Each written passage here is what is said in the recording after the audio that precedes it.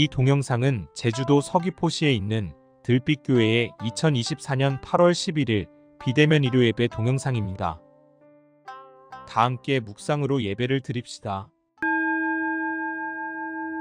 예배 기원을 함께 합시다. 없이 계신 님이시여, 높고 낮은 님이시여, 우리 안에 님이시여, 이 예배를 통하여 우리 모두 당신과 일치되어 참 자유를 누리게 하소서. 아멘. 다 함께 음악 명상에 들겠습니다. 아도나이 오소서라는 곡입니다. 아도나이는 주님이라는 히브리어입니다. 무한으로서의 궁극적 진리 곧 하나님을 만나고자 하는 마음으로 명상에 들어보시기 바랍니다.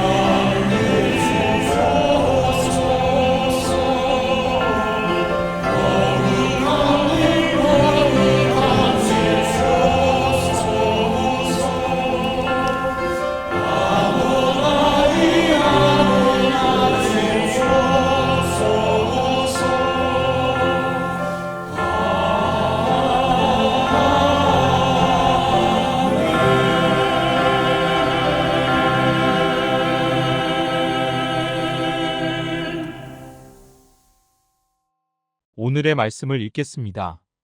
요한복음 2장 1절에서 12절까지입니다. 함께 읽겠습니다. 사흘째 되던 날 갈릴리 가나에 혼례가 있어 예수의 어머니도 거기 계시고 예수와 그 제자들도 혼례의 청함을 받았더니 포도주가 떨어진지라. 예수의 어머니가 예수에게 이르되 저들에게 포도주가 없다 하니 예수께서 이르시되 여자여 나와 무슨 상관이 있나이까? 내 때가 아직 이르지 아니하였나이다. 그의 어머니가 하인들에게 이르되 너희에게 무슨 말씀을 하시든지 그대로 하라 하니라. 거기에 유대인의 정결 예식을 따라 두세 통 드는 도랑아리 6이 놓였는지라. 예수께서 그들에게 이르시되 항아리에 물을 채우라 하신즉 아기까지 채우니 이제는 떠서 연회장에게 갖다 주라 하심에 갖다 주었더니 연회장은 물로 된 포도주를 맛보고도 어디서 났는지 알지 못하되 물 떠온 하인들은 알더라. 연회장이 신랑을 불러 말하되 사람마다 먼저 좋은 포도주를 내고 취한 후에 낮은 것을 내거늘 그대는 지금까지 좋은 포도주를 두었도다 하니라. 예수께서 이 첫 표적을 갈릴리 가나에서 행하여 그의 영광을 나타내심에 제자들이 그를 믿으니라. 그 후에 예수께서 그 어머니와 형제들과 제자들과 함께 가버나움으로 내려가셨으나 거기에 여러 날 계시지는 아니하시니라. 말씀을 아름답게 받겠습니다. 아멘. 다 함께 찬양하겠습니다. 찬송가 219장 주 하나님의 사랑은입니다.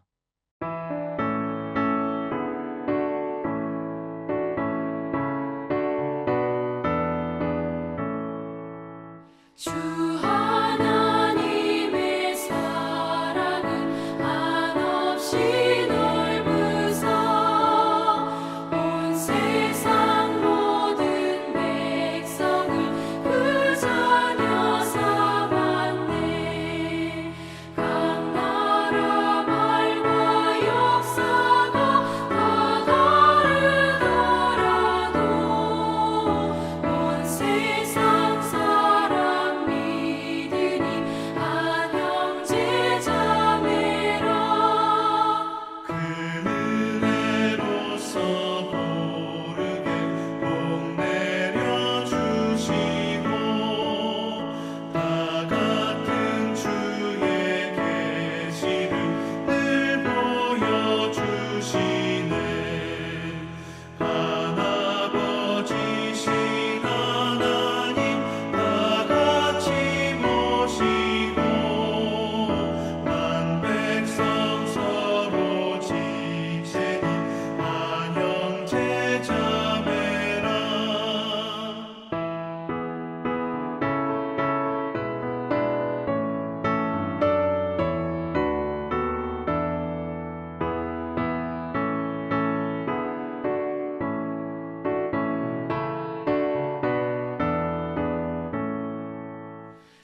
싸워서 받은 상처를 본답게 하시고 그 교만함과 간사함 다 소멸하시네. 각 나라 서로 도우며 참 사랑으로써 주 하나님을 섬기니 한 형제 자매라. 그 평화로운 거문고 한 곡 졸리니 저 어지러운 소리를 못 그쳐버리네. 큰 영광 보는 그날을 늘 기다리나니 그 나라 올라가서도 한 형제 자매라.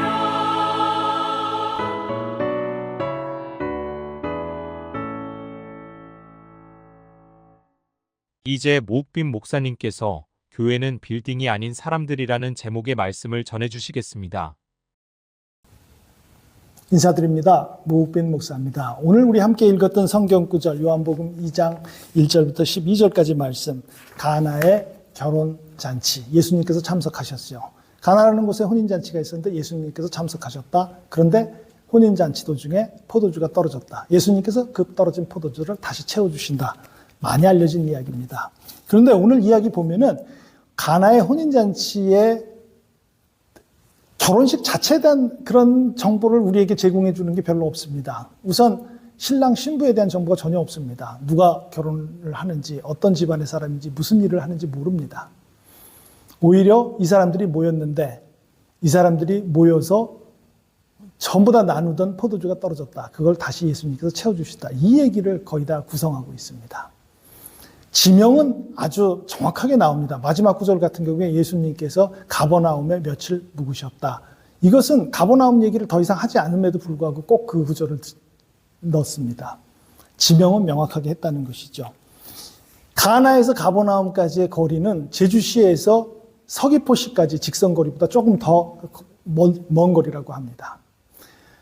2장을 계속해서 읽어보면은 2장이 끝나는 것이 아니고 2장 안에서 또 하나의 사건이 있는데 계속해서 읽어보면은 예루살렘에 가십니다. 예루살렘에 가버나움, 며칠 묵으셨던 가버나움에서 예루살렘까지의 거리는 제주를 한 바퀴 도는 것보다 조금 더 갑니다. 한 15km 정도 더 갑니다.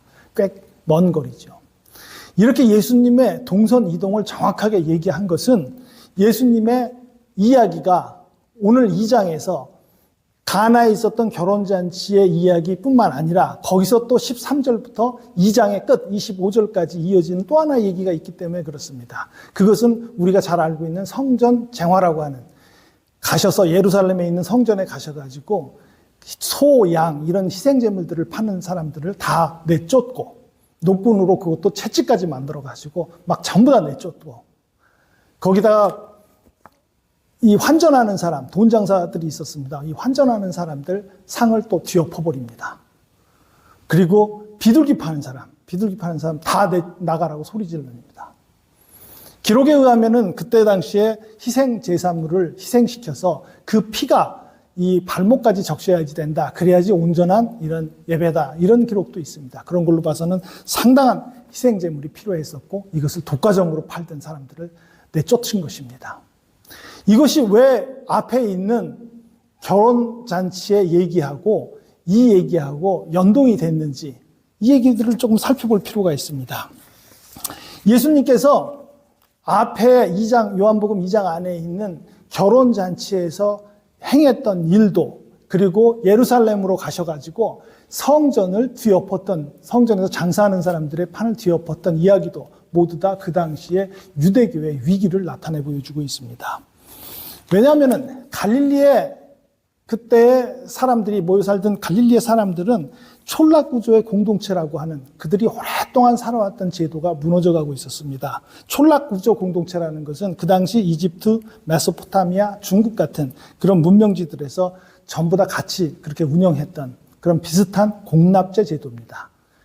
공납제 제도라는 것은 각 지역에서 나는 토산 현물을 정기적으로 수취해 국가의 수요품으로 조달하는 그런 제도죠. 이런 세금 제도가 있어야 국가가 형성이 되니까 그런 세금 제도를 운영하고 살았던 것입니다. 이런 공납제는 개인적인 책임이 아니라 온 촌락이 같이 책임을 지고 이 소출을 국가에다가 제출을 하는, 납부를 하는 것입니다. 그런데 로마가 이곳을 식민지로 하면서 피식민지로 되면서부터 이 공납제 제도가 붕괴되기 시작합니다. 로마의 제도는 사유재산 제도입니다. 그리고 노예제 제도입니다. 이렇게 바뀌어가는 곳에서 이 유대인들은 유대인들의 대지주 그리고 성전 체제, 성전에다 내는 헌금이 곧 내국세 같은 성격이기 때문에 그 다음에 로마 제국, 이렇게 세 개가 일치해서 함께하는 조세 제도가 붙여져 갑니다. 중과세에 또 중과세가 부과되는 것이죠. 정말로 살기 힘들었을 것입니다. 갈릴리는 또 다른 성경 말씀이 나올 때 또 말씀을 드리겠지만은 민족적으로도 굉장히 힘이 든 그런 지역이었습니다. 이런 사람들이 이제 살기 힘들어지네. 이 조세제도, 바뀐 조세제도, 이 중과세를 이기고 어떻게 살아? 우리 동네는 지금 이렇게 바뀌고 있어. 거기 동네는 어때? 이렇게 걱정되는 사람들이 가나의 결혼잔치에 모였던 것입니다. 하객으로 모여들긴 하지만은 자기네들 삶을 얘기하죠. 그 당시에 다른 엔터테인먼트 구조라든가 다른 그 사람들이 모일 수 있는 것이 그리 많지 않습니다. 혼인잔치는 사람들이 모일 수 있는 큰 행사죠. 더더구나 그 당시에 가나의 결혼식은 짧게는 보름, 길게는 한 달, 굉장히 긴 결혼잔치를 했습니다. 그도 그럴 것이 그 당시에 단 하루 만에 오는 사람도 있겠지만 몇 날 며칠을 걸쳐서 오는 사람들도 있을 테고 또 결혼잔치 중간쯤에 이미 집에서 출발해갖고 나중에 도착하는 사람들도 있을 것입니다.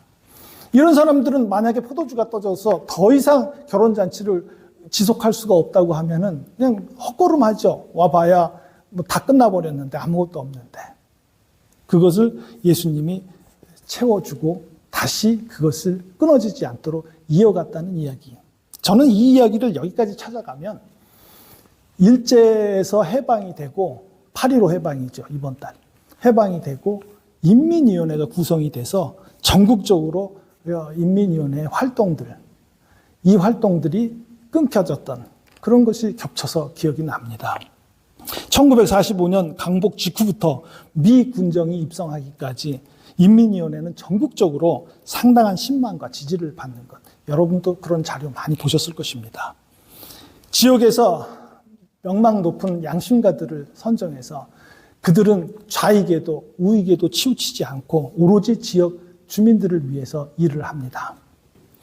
그래서 상당한 이 신망을 얻는 것과 동시에 또 마을마다 중국, 소련, 일본으로 끌려갔던 징용되어서 갔던 사람들이 다시 해방된 조국으로 다시 몰려드니 계속 몇 달 지속되는 이 사람들을 먹을 것을 주고 지낼 곳을 제공해주고 이렇게 이 사람들을 보호해주고 그리고 아직 철수하지 않은 군경의 일본의 군대 또 경찰들로부터 보호도 합니다. 이렇게 치안과 배급, 양식 배급에 상당히 모범적인 일을 해냅니다. 1945년 12월 말까지 이렇게 국가기관의 역할을 인민위원회는 담당을 합니다. 정말로 좋은 세상이었다고 합니다. 지금 기록에 보면은 우리가 철저하게 지금 어렵게 된 것은 일제가 남겨놓은 자본주의. 그러니 그 병폐를 우리는 극복해내자. 실제로 경상남도 인민위원회가 만들어놓은 서류를 지금 보면은 첫째, 지역의 모든 일본의 재산은 대한민국으로 귀속한다. 둘째, 모든 토지와 공장은 토지 주인과 공장 주인의 권리를 철폐하고 농민과 노동자들에게 이제부터 일임한다. 마지막에 모든 여성과 남성의 권리는 정확히 일치한다.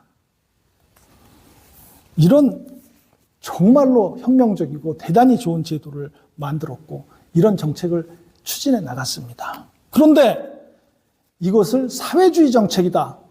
더 이상 이 사람들은 우리하고 같이 할 수 있는 사람들이 아닌 것 같다라고 판단은 미 군정이 합니다. 미군들이 들어와서 이거 완전히 말갱이들 아니야? 맥카터 포고령 1호를 내립니다.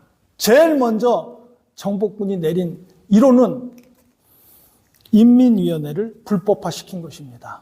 더 이상 인민위원회는 불법이다. 활동하지 마라. 그래서 치안과 식량 배급 권한을 뺏어버립니다. 미 군정이 담당합니다. 그래서 1945년 12월 12일자로 12.12가 무슨 굉장히 어려운 날인가 봅니다. 우리한테. 1945년 12월 12일자로 인민위원회 자체를 불법하고 철폐하고 더 이상 움직일 수 없도록 포고령을 내립니다. 이렇게 미 군정의 탄압을 받아서 인민위원회가 더 이상 움직이지 못해버리고 4개월 만에 좋은 그런 시도가 끝나버린 것. 이 일이 저는 가나의 혼인잔치에서 바뀌어지는 조세제도에 허겁지겁 달려와가지고 같이 이야기를 나누던 그 하객들의 이야기하고 늘 겹쳐집니다. 이 하객들이 결혼잔치에 모였는데 결혼잔치에 모여서 이 포도주가 중간에 떨어진 것은 우연한 일이 아니라고 봅니다. 오늘 성경 구절 자세히 보면은 혼인잔치를 맡으니 이런 표현이 나옵니다. 이런 잔치를 전문적으로 운영하는 사람들이 있었던 것입니다. 이런 사람들은 이미 여러 군데에서 혼인잔치를 해봤기 때문에 한 달을 지속되는 이런 혼인잔치를 어느 정도 포도주를 준비하고 있어야 다 치를 수 있겠구나. 이런 계산을 왜 못했겠습니까? 이런 아주 특별한 상황이 와버린 겁니다. 생각했던 것보다 많은 사람이 왔던가, 생각했던 것보다는 엄청나게 다른 현상이 벌어진 것입니다. 사람들이 막 열기가 오른 겁니다. 어떻게 하지, 이제부터? 이런 자활적으로, 그리고 자체적으로 일어나는 이야기, 이것이 그만 포도주가 떨어져 버리니 중단될 위기가 되어버렸습니다. 예수님께서는 이것을 채워주십니다. 채워주시는데 이 큰 혼인잔치를 치를 수 있는 마을 공회 같은 그런 앞에는 정결예법에, 유대교의 정결예법에 따라서 돌 항아리를 두는데 6개를 뒀다고 합니다. 한 개가 한 20갤론, 그러니까 한 90리터 됩니다. 전부 다 6개니 한 120갤론, 한 450에서 한 500리터 정도 되겠습니다. 꽤 많은 양입니다. 여기에 정결예법에 따라서 맨 처음에 소출을, 포도농사 소출을 거기에다 담습니다. 오랫동안 담고 또 담으면 물을 부으면 사실 포도주가 됩니다. 그러나 그것을 사용할 생각은 아무도 안 합니다. 어떻게 그걸 사용하겠습니까? 조상 때부터 지켜오던 예법인데 그거를 어떻게 우리가 이 잔치에도 써도 돼? 이런 생각 못 하지요. 예수님은 과감하게 그거 갖다 쓰면 된다. 그렇게 합니다. 아까 잠깐 말씀드렸듯이 2장에서 또 하나의 이야기, 성전 쟁화 사건도 비슷한 것입니다. 유대교의 위기를 예수님은 얘기를 합니다. 성전은 아무것도 기능하지 않는다. 지금 우리 유대인들한테, 일반 시민들한테, 일반 서민들에게 아무것도 하는 게 없다. 그냥 조세 제도를 거치는 하나의 커다란 또 하나의 기관일 뿐이다. 정결예법, 그것도 우리에게 더 이상 무슨 의미가 있느냐. 지금 이 상황에서는 그것도 가져다 쓰는 것이 더 옳다. 과감하게 예수님은 이렇게 합니다. 예수님께서 이렇게 가나의 혼인잔치에서 이런 일을 벌렸다는 것을 오늘 말씀으로 제가 전하기는 하지만 사실 들빛교회는 이것을 경험했습니다. 사람들이 모여졌고 이 동네에서 이런 일이 일어나면 어떻게 하지? 그걸 저항도 해봤습니다. 그것이 단절되는 경험도 해봤습니다. 이제는 더 이상 어떻게 하나? 우리는 이제 뭘 갖고 하지? 이제부터 어떻게 또 새 출발을 하나? 어떻게 포기해야지 되나? 이런 순간도 들빛교회는 경험을 했습니다. 그래서 들빛교회는 마치 가나의 혼인잔치에서 예수님이 정결예법으로 그저 아무 생각 없이 모아뒀던 그것을 다시 사용하는 그런 기적과 같은 도구로서 우리가 이제부터는 건물을 중심으로 하지 말고 지역사회의 이웃을 중심으로 해서 나가자. 우리만 모여서 이렇게 예배를 드리는 것이 아니라 이제 방송으로, 온라인으로 다른 사람과 같이 하자. 이런 결정을 내렸다고 저는 보고 있습니다. 예수님은 사흘째 되던 날, 오늘 성경 구절에 이렇게 시작하는 이 가나의 결혼 혼인잔치, 그 참석 전에는 사람들을 모았습니다. 안드레, 시몬, 베드로, 사람들을 모았습니다. 이 사람들을 모을 때에 아무나 막 모은 것이 아닌 것 같습니다. 왜냐하면 나사렛 같은 곳에서 선한 것이 나올 수 있겠어? 이런 조롱도 있고요. 아무나 다 너도 좋고 나도 좋고 다 모였으면 그런 조롱 안 받았겠죠. 근데 그 조롱에다가 이제부터 너희들은 하늘이 열리고 하늘에서 천사가 나와 하늘과 왔다 갔다 하는 것을 볼 것이다. 조금 더 계속 4장까지 읽어보면은 예루살렘까지 가서 올 때는 사마리아 여인에게 영원히 목마르지 않는 물 같은 것도 제시를 합니다. 그런데 실제로 보여줬던 첫 기적, 복음서에서 예수님의 활동에 첫 보여줬던 기적은 가나의 혼인잔치에 떨어져 버린 포도주를 다시 채워주는 일입니다. 오늘 들빛교회의 이 전환, 이제 이웃을 향해 가겠다. 이 전환은 마치 이제 포도주를 다시 채워서 다시 시작하는 그런 첫 기적과 같은 그런 전환이 되기를 저는 간절히 바라고 있습니다. 온라인 예배를 드린다. 교회를 디지털화한다. 처치 커넥티드라고 또 표현도 합니다. 미국에서. 교회가 이제부터 다른 것, 모든 것하고 연결한다. 이것은 이제 선택이 아닙니다. 미국의 거의 모든 교회가 이것을 관심하고 있습니다. 이제 교회 디지털화를 해야 된다는데 모두 다 생각들을 하고 있습니다. 많은 교단들이 디지털과 교회의 융합은 21세기 기독교의 생존 키워드로 그렇게 정하고 있습니다. 제가 일하고 있는 유나이티드 처치 오브 크라이스트에서도 9월 말에 이거 워크숍을 한다고 합니다. 저도 참석을 하려고 합니다. 한 10월 달쯤에는 구체적으로 인터넷 예배 어떻게 드리는지 조금 기술적인 면도 한번 말씀드릴 수 있을 것 같습니다. 그래서 모든 교회들, 미국의 교회들은 The church isn't building, it's people. 그런 얘기를 합니다. 교회는 빌딩이 아닌 사람들. 오늘 설교 제목입니다. 들빛교회, 이제 빌딩이 아닌 사람들로 향해 가는. 그래서 이제 성전이 아니라 성전을 역행하기도 하고 정결예법 그냥 지키는 것이 아니고 그 정결예법을 넘어서 사람들을 위한 것, 들빛교회가 이제부터 행해 가시기를 간절한 마음으로 축원드립니다. 아멘. 오늘 우리는 예수님의 활동이 있었던 갈릴리로 향해 보았습니다. 부활하신 주님, 살아계시는 주님을 죽은 자 가운데서 찾지 않게 하소서.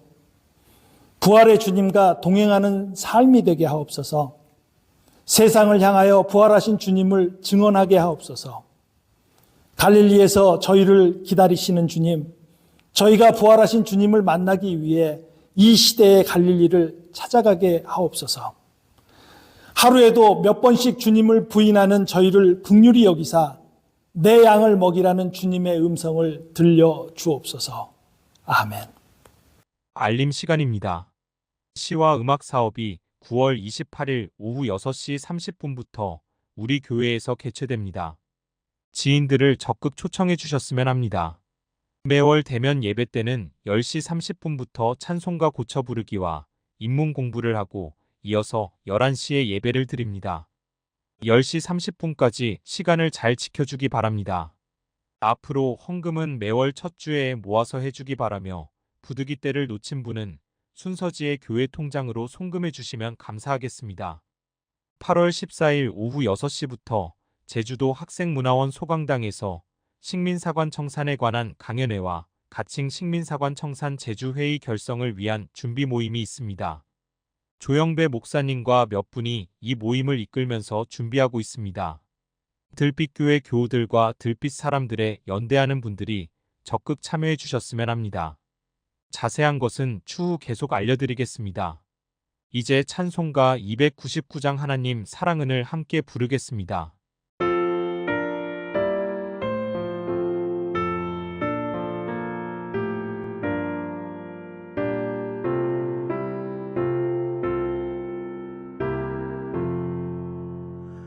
하나님 사랑은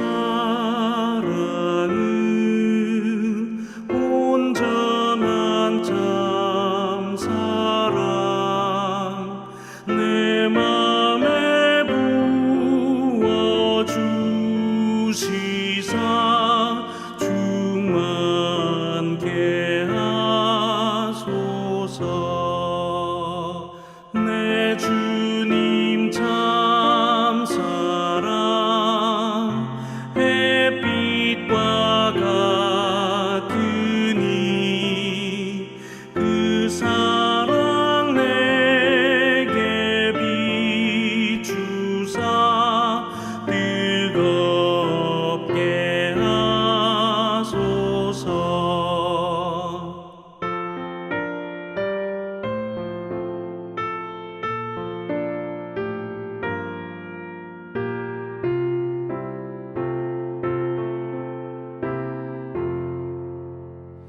그 사랑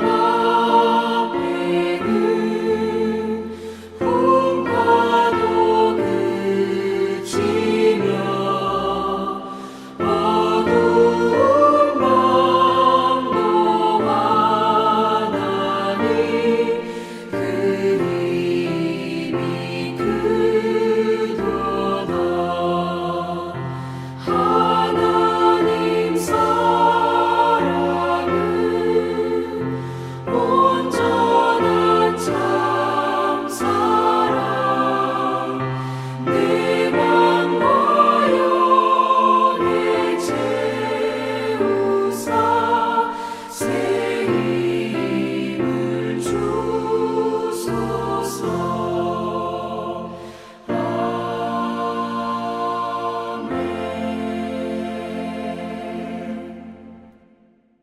모욱빈 목사님께서 축복 기도해 주시겠습니다. 함께 기도하시겠습니다.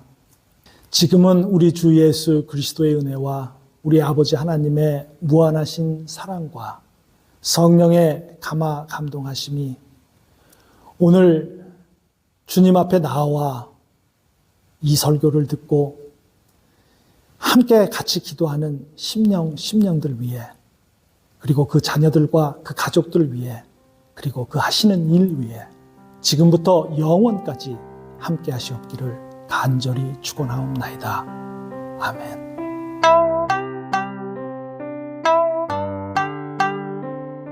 8월 11일 비대면 예배를 모두 마칩니다. 이번 한 주도 건강하시고 행복하시길 기원합니다.